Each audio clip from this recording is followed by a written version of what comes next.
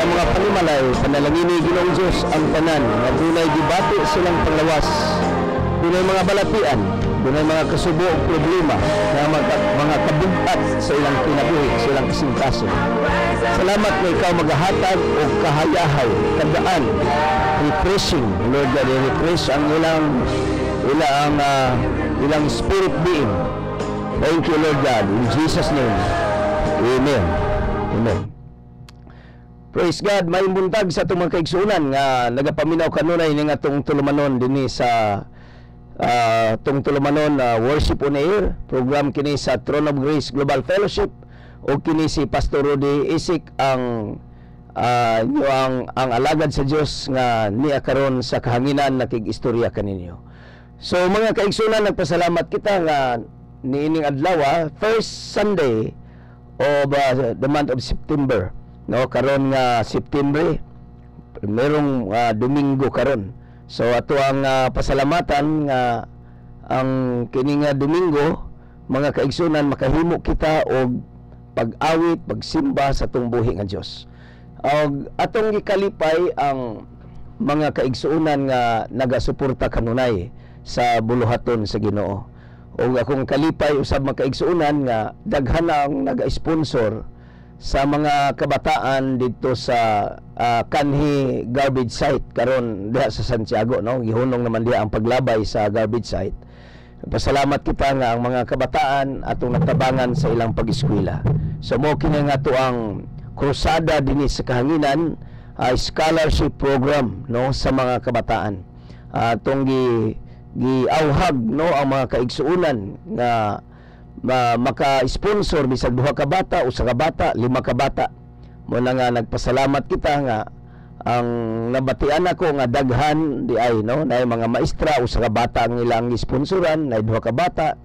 So kalipay kini mga kaigsunan, no, og abi nimo ang giingon sa balaang kasulatan diha sa Psalms 41, kung maluoy ka sa mga maluyahon, giingon diha nga the Lord will not surrender you to the desire of our foes. Kanang gitawag tinguha sa atong mga kaaway, dili ka itugyan sa Dios. No, kana mga kaigsuunan nga kung doon na kita kasing-kasing sa pag-reach out o pagtabang sa mga maluyahon, sa mga kaigsuunan nga mga kabos. So mo kini nga gituuhan nato atong girali nga education breaks the cycle of poverty. Daghan mga kaigsuunan, no, at least doon natin na pa-eskwela nga 13 years old, grade 1. O karon mga kaigsunan, high school na, first year high school. O niya, naundang lang siguro. Kaya maragwa naman ko kakita tungod sa kalisod, no, sa mga pagkaon nila adlaw-adlaw. Pero niabot siya og high school, first year high school.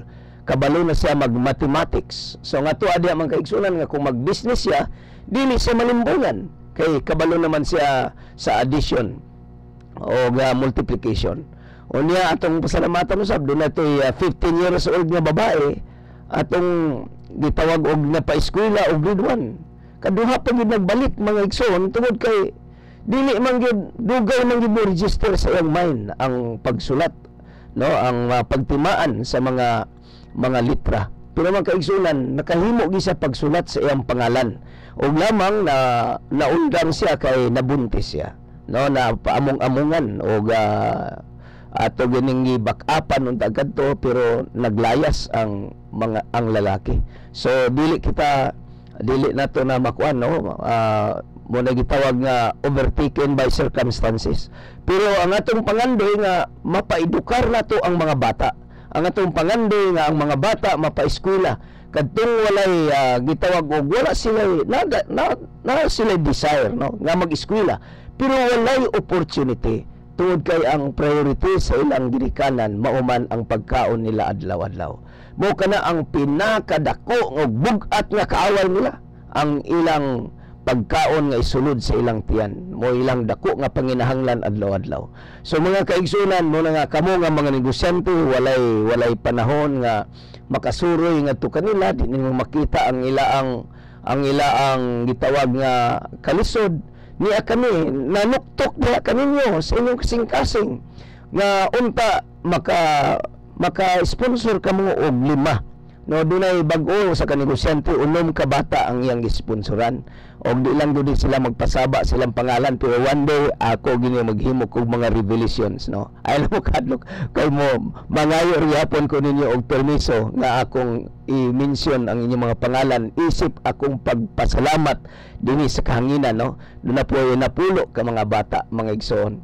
So magpasalamat kita nga ang Diyos nagapanalangin, dunay duha ka bata, dunay tulo ka bata, hangtod nga daghan pa niya sa itong line-up karon. No nga naghulat og dunay mo sponsor kanila tungod kay matud pa nila hapit na gid sila moundang. Hallelujah, praise God. Og pasalamatan sa nato ang mga pagkaon nga giserve every day. Nagluto kita og 5 kilos of rice, no, every day, o ginagmay nga sudan nga atong ika-serve sa mga bata from Monday to Thursday, no, kay sa Friday gidikanan na pod. O atong gitabangan mga kaigsunan kutob sa mahimo, unsay mahimo nato para sa mga kabataan. So welcome kayo ang imong tabang igsoon og higala, pwedeng imong ipaagi kanamo ang imong scholarship kay kami mag-supervise lamang.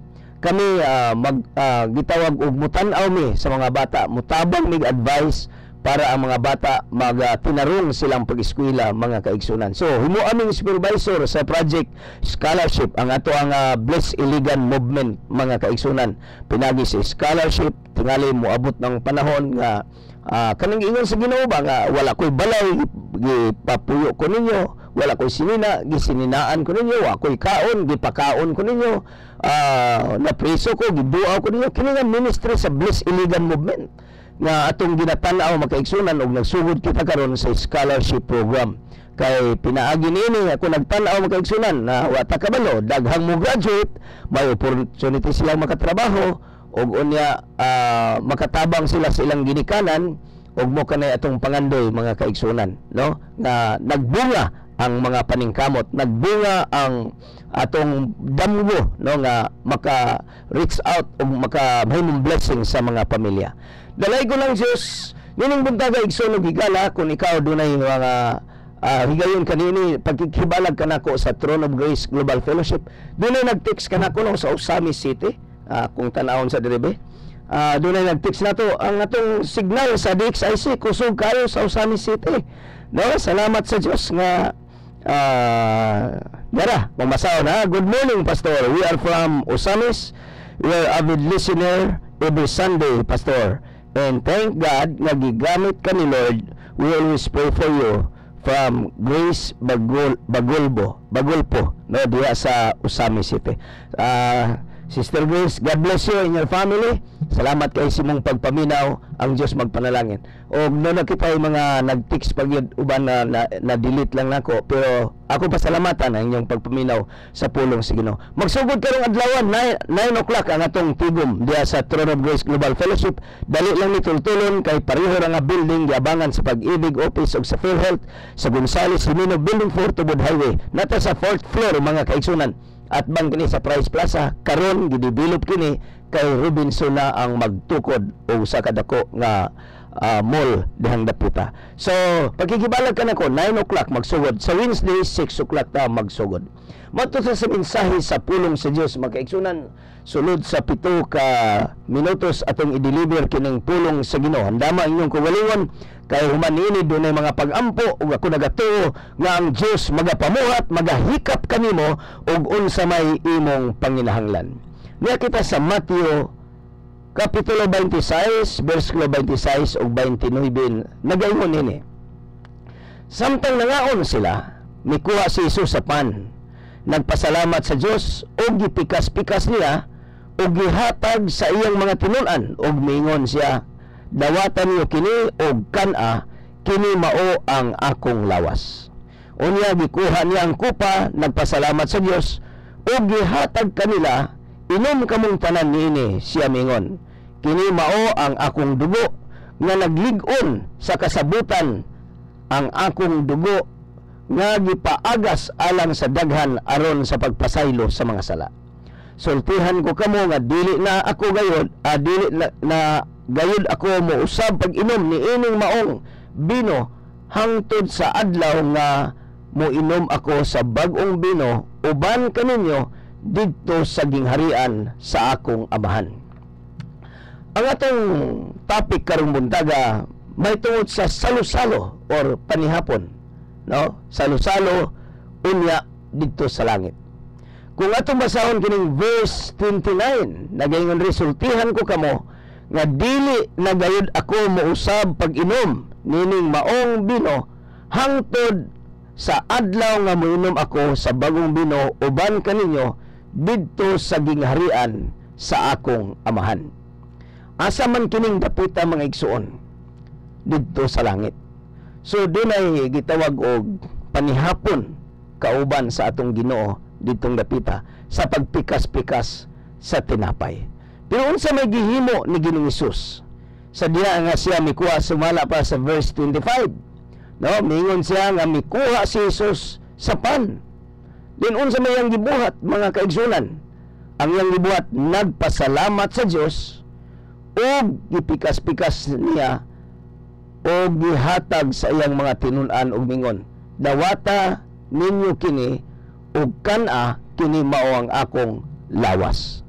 Mga kaigsunan, ang pan gikuha ni Ginoong Hesus, una niyang gibuhat iya kining gipasalamatan ngadto sa Dios.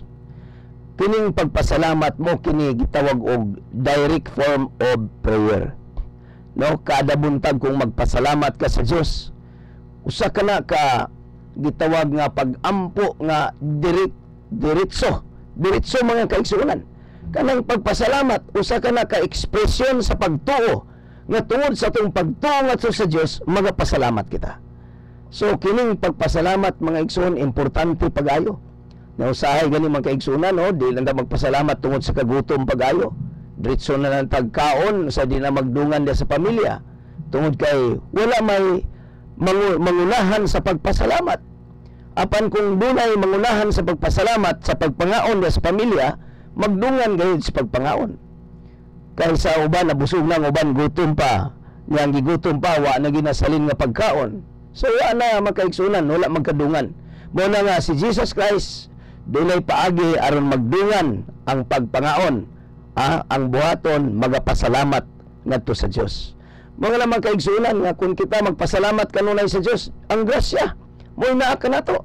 Usahay manggod kay ning panug-ab ra mingon ta grasya sa Dios. Mo ray pag-recognize nato kung nanug-ab na ta. Pero ang importante di makaigsunan, we will recognize our provider. Our provider is God. Ang Dios mao'y naga-provide sa atong mga pangilahanglan.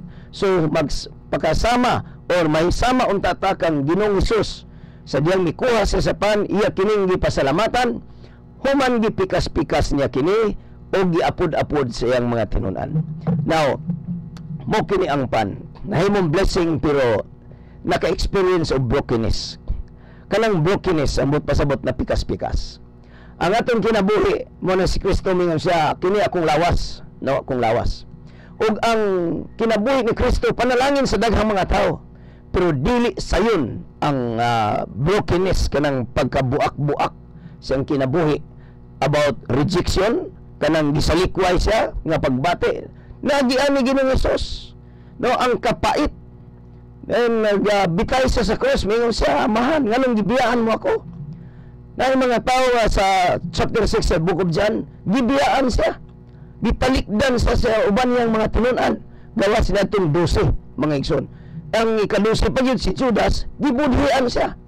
So kining betrayal, rejection, unforgiveness, harassment, na-experience kini ni Hesus Kristo.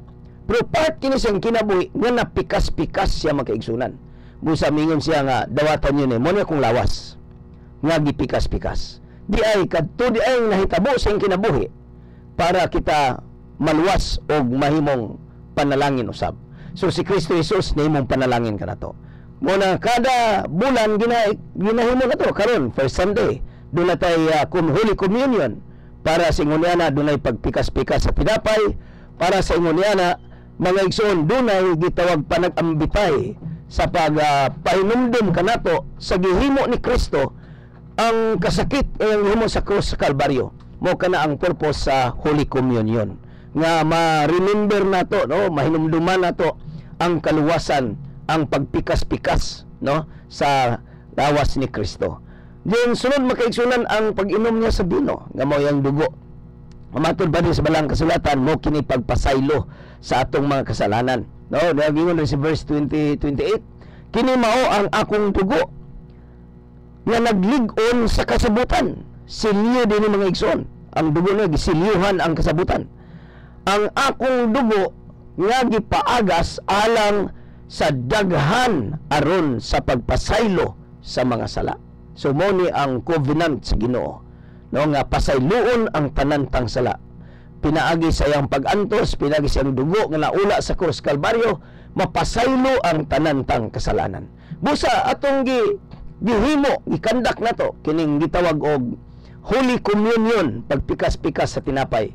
Pero unya dito sa langit magkaigsunan sumala pa sa pinadayag 19:9, unya miingon ang anghel kanako, isulat kini bulahan ang gidapit sa pagtambong sa bangkite sa kasal sa nating karnero, og ningon pagayod ang anghel, mao kini ang matuod nga pulong sa Dios. Mga igsoon, duna unyay bangkite nga matod pa ni Kristo, mo inom ako pag-usab sa bino kauban ninyo didto sa akong amahan sa gingharian.